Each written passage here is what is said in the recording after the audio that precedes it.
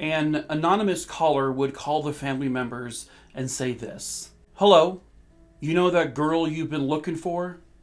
Yeah. The 12-year-old? Yeah. Well, she's dead."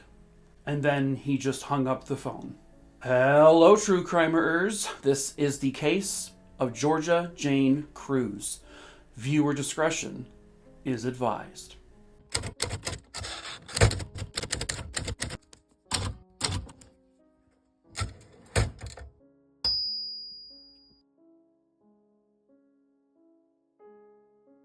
Georgia Cruz was born on September 3rd, 1967, and she lived with her family in Montverde, Florida. She lived with her parents, Linda and Mike. She also had two older brothers, 15-year-old Charles and 16-year-old Tony. At the time of this case, Georgia was in the 5th grade. She was at Mineola Elementary School. Georgia was a huge animal lover, especially she loved dogs. Basically, her best friend was her bulldog, whose name was Tiger. Her family said that she was, just a normal kid. She loved to eat Rice Krispie treats. And she had a love for the music of Kenny Rogers. That's interesting. Georgia loved to do crafts and make things, kind of from scratch. She was also known to be a lover of sewing, and she would actually make her own dresses from time to time. The Cruz family, they lived right down the road from a lake. And in particular, that was Lake Florence. And this was great for them because the family, all of them, were avid fishers. They loved to go out fishing. Mike, the father, was actually a commercial fisherman. That was his job. And then the mom, Linda, she worked right down the street from their house at the Stop and Go convenience store. April 8th, 1980 was a relatively calm, just normal, sunny day there in Florida. Mike, Linda, and Charles would head down to Lake Florence sometime in the mid-afternoon to go fishing at the lake. Georgia and Tony just didn't feel like going that particular day, which wasn't totally abnormal, and that was sometimes they just stayed home. So that's what the two of them did. They stayed home. From some places I've read, Tony may have had a friend over that afternoon for a small amount of time, but I can't confirm that. When the trio left the house to go towards the lake, they turned around and said goodbye to their two kids, not knowing that it would be the last time they would ever see Georgia again. Now, like I said a little bit ago, Georgia's mom, Linda, worked at the Stop and Go convenience store that was just down the street. Georgia had walked from her house to the Stop and Go many, many times before without any issues. Now, it should be noted that Georgia was absolutely petrified of the dark, so she would never make that walk at night, at least not alone. So a little after 5:30 p.m. on that April 8th day, the family was still out fishing. Georgia had plans to go to a friend's house later that evening to watch some TV. But before she went there, she was going to walk down to the Stop and Go just to buy some little snacks for, the TV shows they're watching later. And she would always bring her trusty companion, Tiger, with her. So a little after 5:30 p.m., she puts the leash on Tiger, and they walk out the front door. One of the peculiar things, I guess you can say, about Georgia is that she liked to walk places barefoot. I guess she found it to be more comfortable. So that day, she had no shoes on. And also, like I said, she would always, always, always be home before the sun went down because she was horrified of being outside in the dark. When 6:30 p.m. rolls along, she's been gone for about an hour, which is usually the max amount of time she's usually gone. And also the sun was going down, so it was starting to get dark. And so Tony, who was also at home, was like, well, that's weird. Georgia isn't back yet. He knew that she was going to a friend's house later, but she would not have taken the dog. And she also had things at home that she wanted to bring with her. But just in case, Tony would call the friend that she was supposed to go over to just to see if she, by some chance, had gone there already. And they said, no, we're not expecting her until much later. We haven't even heard from her. So now Tony goes into like full-blown panic mode. He swings the front door open and he begins screaming Georgia's name, seeing if she'll respond. He begins to walk around the neighborhood. He walks the direction of the stop and go. He cannot find her anywhere. And then he spots something that, well, quite honestly, scares the shit out of him. Near the house, about like a block or so away, on an intersection, he saw Tiger, but by himself, with his leash just sort of fallen to the side. And Georgia was nowhere.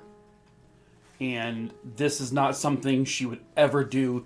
Tiger was, like I said, her best friend, her most favorite animal in the world. She would never just abandon him like that. Now, Tiger was okay. He wasn't hurt or anything, but he was just alone. And I guess when Tony went over there, Tiger wouldn't move. Like, he didn't want to walk away from that spot. Could the dog have been sensing something? Probably. He could have been scared because maybe he saw something.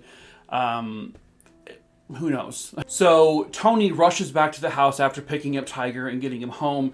And that's when the rest of the family pulls in and they see Tony freaking out. And he's like, Georgia's gone. I don't know where she is. She's missing. So the family immediately calls police and they tell them, and they report her missing. And then right after they get off the phone with the police, the family goes out and canvasses the neighborhood. They go door to door. They're starting to ask people. They're calling Georgia's friends. And nothing comes up. Nothing is seen. No one saw anything. No one knows where Georgia is. The police get involved really quickly, and they search, like, literally from all throughout the night, that exact night. Like, we're talking 1, 2, 3 o'clock in the morning.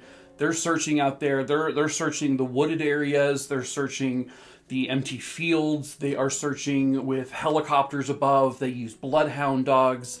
They are doing absolutely everything. Then they go down to Lake Florence, and then they begin trying to comb the waters to see if maybe she fell in the water somehow. But again, they come up with nothing. They, of course, also go down to the stop and go pretty early on and say, did Georgia ever come by here? And keep in mind, everyone there knows Georgia because her mom works there, and no one recalls seeing Georgia walk into the stop and go that night. So they determined that somewhere between the front door of her house and the stop and go, which is again only like a couple blocks away, something happened to Georgia. She was taken, she got hurt, something. Police would use every tool in their toolbox to try to find her. But unfortunately, it's just, they hit a dead end.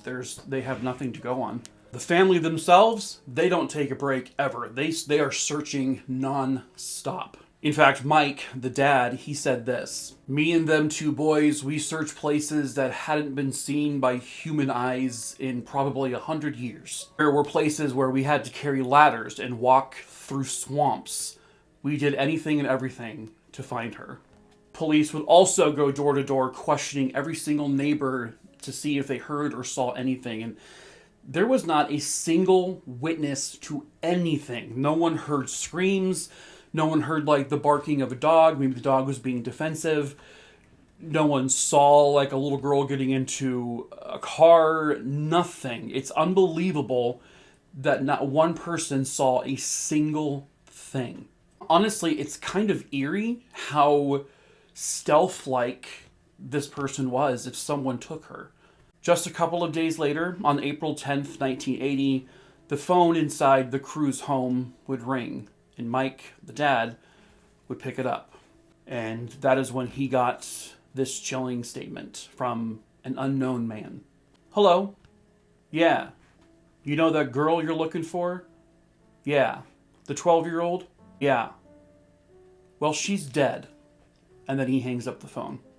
Now, reportedly, Georgia's grandmother also got a very similar call at her house, and then the police marshal, his wife, answered the phone one time, and she got a very similar call. Now, for some reason, they were recording calls at the marshal's house. I'm not sure why, but They actually had a recording of this man saying something very similar to what I just said, but apparently that tape has since been lost.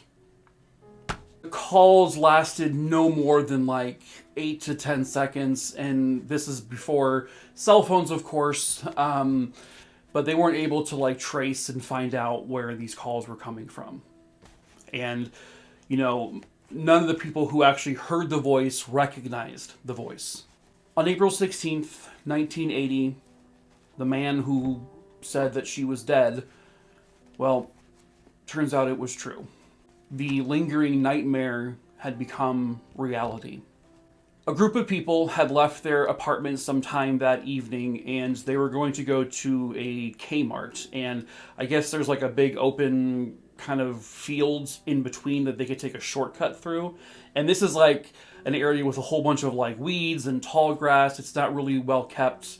And as they were walking across, they said they smelt something very, very pungent. It was the strongest smell they had ever smelt. And the smell got worse and worse the more they walked. So they knew they were walking in the direction of whatever the smell was coming from. And they would stumble across something horrible. What they found was the decomposed body of what looked like a young girl. They would call police, and when a coroner examined the body, they had to identify the person with dental records, and it was confirmed to be that of 12-year-old Georgia Cruz. When she was found, she was lying face up. One of her knees was like bent at an angle. She was clothed, but apparently her jeans were unbuttoned and unzipped. The coroner would determine during his initial go-through that she was not sexually assaulted, and he also said that she appeared to have no other injuries or bruises other than the one that caused her death, which was a knife wound to her back, and he determined it was just one knife wound. The family is obviously devastated, and police have to now take a whole different approach because now this is a homicide investigation. During the initial search for her, before they knew she was missing, they did notice that from her front door to kind of in the area where Tiger was found, there were small footprints in the dirt. I guess she walked on a dirt path. And they were not shoe prints, so they were actual footprints, so they were able to basically say, yeah, that's definitely Georgia's, because they were fairly small as well. It looked as if the footprints sort of stopped suddenly, as if wherever they stopped, perhaps a car pulled up next to her and she got in, or something else. But something that's strange about that is, like I said, she would never just leave Tiger on his own. She would never just abandon him like that. So police kind of speculated that she had to have either been threatened to get in the car, or maybe she was taken by force if someone in the car pulled up next to her. The case really went cold pretty quickly. There was very minimal evidence at the crime scene where she was found. And, you know, with no witnesses, it became very hard to investigate this one. A few months later, a man by the name of Albert Lara would get in touch with police in Florida to say he wanted to confess. Albert Lara was actually in prison already in Iowa.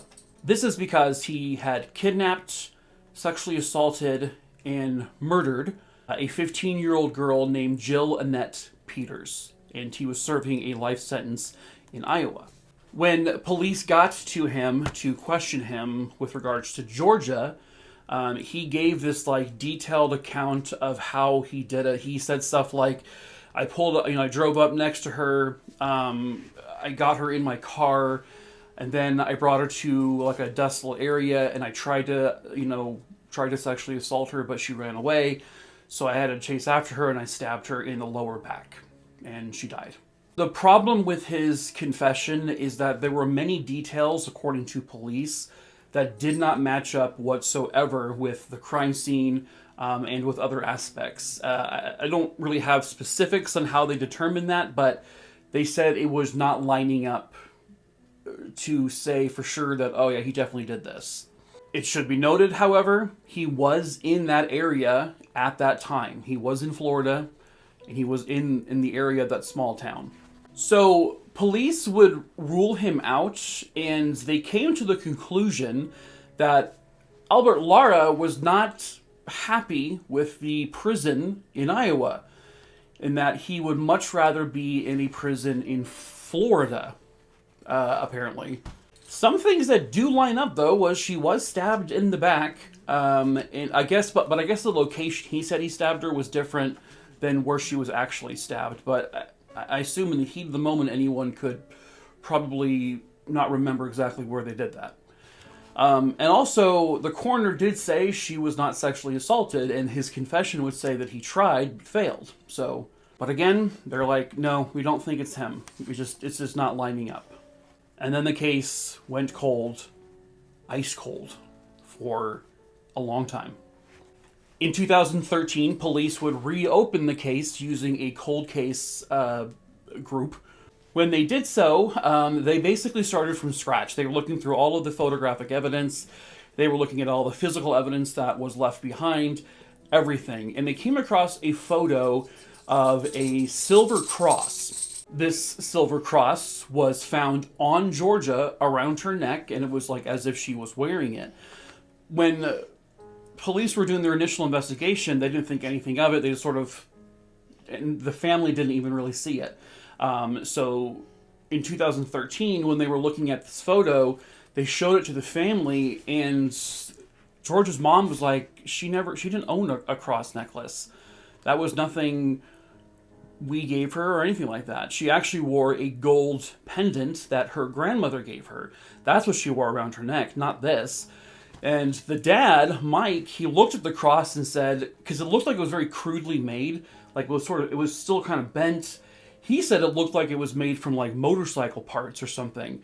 And it was, again, not hers. She did not own that cross. So they're like, did the killer put the cross around her neck? And why? Was it like a calling card? There's nothing similar to other murders where that kind of happened. So it's just very weird. It's very odd that he or she, the killer, would do that. They even released the photo of the cross to the media and put it around, but nothing. No one came forward. It was another dead end. And at this point, it's still an open investigation. They never had any genuine suspects other than Albert Lara. There are police who, in recent years, are not so sure he didn't do it. The confession was very close to what actually happened, but not also very accurate. So it's kind of like, it's very hard to say whether or not the confession by Albert Lara was a real confession or not. If it wasn't Albert Lara, whose goal was to sexually assault her, who would have done it? What was their motive? It's very unusual because you have a 12-year-old girl who, let's face it, you're not going to rob her of anything. The only motive that some kind of predator would have would be, unfortunately, sexual assault. And with there being allegedly no sign of sexual assault, what would be the motive? Why stab her just the one time and then leave? It's very possible that the scenario that Albert Lara gave police is what actually happened, but with someone else, just by coincidence. Georgia didn't have any enemies. She was 12. I don't know if there were like maybe bullies who were picking on her in school. Maybe one of those bullies came across her as she was walking to the store and taunted her, and something led to something, and, you know, they stabbed her. Possible, but that's just me speculating. There's no proof or evidence of that anywhere. That's just me throwing out an option. The knife was never found. Whatever she was stabbed with, knife, screwdriver, whatever, was never recovered. So, an interesting little side note about this is that about a month after she initially vanished, her dog, Tiger, would also go missing. He was never found. It's kind of a bizarre coincidence, probably, but I mean, it's not like the dog, this is going to sound stupid, but it's not like the dog could say anything if he witnessed something. So it's not like the killer like took the dog and like, you can't talk. Like, so it could just be pure and utter coincidence that the dog also vanished. Some people suggested perhaps the killer saw the dog at some point and felt guilty and decided to take the dog. It's a possibility, right? It's a small town. There's only like 500 people in this little town at the time. Which, by the way, police, they have said that we genuinely believe that this was done by a local person. Someone who is familiar with the family, someone who is familiar with the town. That's what they believe. Another note. This mysterious caller who called and said, yeah, she's dead. Who the hell was that? Now, he did call the same day that the newspaper released the story of her missing. So it is very possible that this person was just being an idiot and making a prank call. Just some random asshat with no life who just wanted to screw with the family for some stupid reason. I don't know. My gut tells me that it was a prank call, that it wasn't anything to do with the killer, but I could be wrong. That's just sort of what my gut tells me. Another question I have, the coroner. How on earth, if her body is so badly decomposed, and this is in Florida, where it's not only hot, but it's humid, and, you know, bodies tend to degrade and decompose faster in those conditions, but if she was truly that badly decomposed, how on earth could he have known she was definitely not sexually assaulted? And how could he also have known that there were no other injuries, like no other bruises, possible puncture wounds? Like, her body was in really bad shape. So, like, how could he possibly say definitively that she wasn't sexually assaulted? He didn't find any bodily fluid. I don't know. It just seems strange to me that they were, like, for sure about it. What about her brother, Tony? He was the last person, technically, to see her alive. Like I said towards the beginning, there were rumors that he had a friend over that day. And this is pure speculation, again. This is not anything with proof or anything like that. This is just a speculation. Could this friend have been infatuated with his younger sister? With his friend's younger sister? And the friend did something. Did Tony do something? And he was just afraid. So, you know, I don't know. I'm just like grasping at straws here. Like, who could have done this? But like police, I got nothing.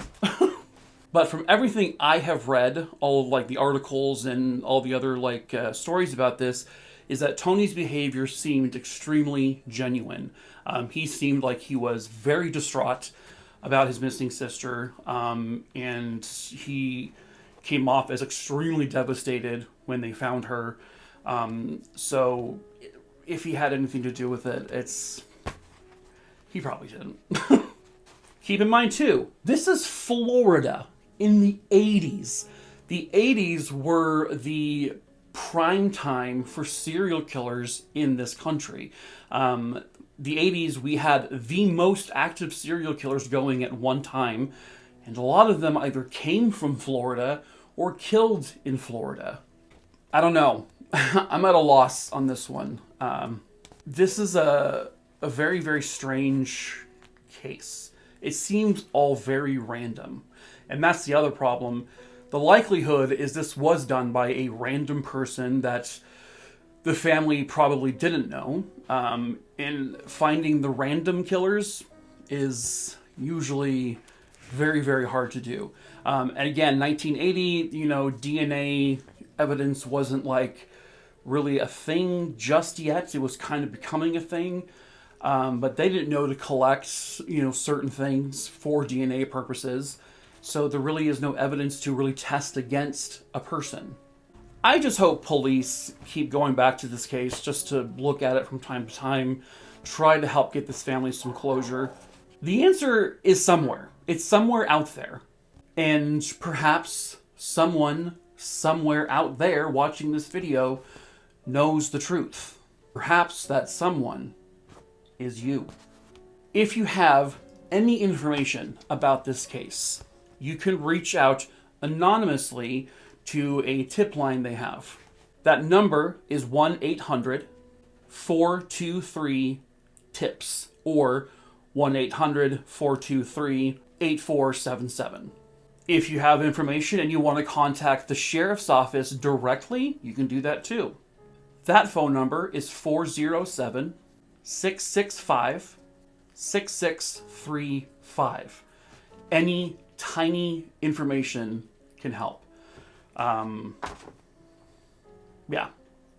That is it for this case. I wish I had more closure for you guys, but unfortunately, I do not. I like to, if you have not noticed, I like to cover the lesser known cases, the ones you don't really see a lot of out there, especially cases that are unsolved or missing people, because these are families and loved ones that need answers still. Yes, I'm going to obviously cover cases that were closed, but I like to cover these ones in the event that someone out there sees this video and can go, oh my god, I know something. If there's any possible way to help one family get the answers they need, then we have done something. If you want to see a lot more content in short form from me, true crime content, if you head on over to my TikTok page, I just hit 2.7 million followers. Woohoo! I have like over 2,000 more videos. Most of them are about 3 minutes or shorter. I got a whole bunch of playlists you can sort through if you want. So feel free to hop on over there, give me a follow, and yeah, watch those videos too. If you have a case you want me to cover, please first go to my link tree, which, bless you, Roxy. Oh, she's got a bad cough. If there's a case you want me to cover, in the link tree in the description below, go there and click on my case list. And once you're in there, you can scroll through it. It's alphabetical for the most part. Or if you're on a computer, hit Control F, and you can type in a name. If you're on a phone, hit the 3 dots at the top. Go to Find and Replace, type in the name, and if the name does not show up, then you can email me at mikey@truecrimerer.com, which is also in the description below. And then just tell me the name, where it happened, when it happened, and I can add it to my list. Please be patient. I get a lot of emails, so I get behind sometimes, so it may be a while before I respond to you. And also, please be patient in terms of me covering the case, because again, I have like 4,200 plus names on there. I choose the cases at random. So it may be tomorrow, it may be a year from now, but I will cover it at some point. And it may be covered either on here or over on TikTok. The way I kind of decide that is if there's enough information for me to cover a longer video, then I'll do it here on YouTube. But if I have very minimal information, then I will make it over on TikTok because it's shorter form. So. And then lastly, if you want to support me in any way, you can purchase some merch. We sell merch in the link tree below. You'll see it pretty obviously. It says merch in the link tree. We sell t-shirts and hoodies and mugs and a wine glass and other things. So feel free to make a purchase there if you want or not. He ships internationally. Adam, my friend who makes all my merch, he will ship to you anywhere in the world. But there is going to be like a high shipping fee, unfortunately. So yeah, okay. Until the next case, Rooney's Crimer, ta-ta for now.